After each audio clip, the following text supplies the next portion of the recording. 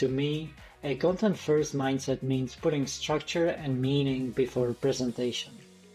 For content-first organizations where content is the product or a critical part of their business, this mindset gives you control. Control over how content is created, reviewed, reused, published, and maintained. We have clients with use cases beyond your typical marketing website.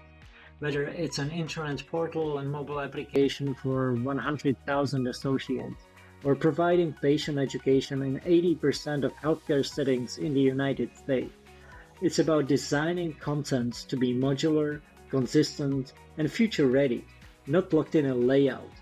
That's how you avoid duplication, reduce maintenance, and make knowledge easier to manage across teams and systems.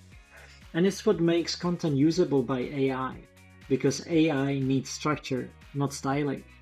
When content is treated as a strategic asset, not just a deliverable, it becomes scalable, discoverable, and ready for whatever comes next.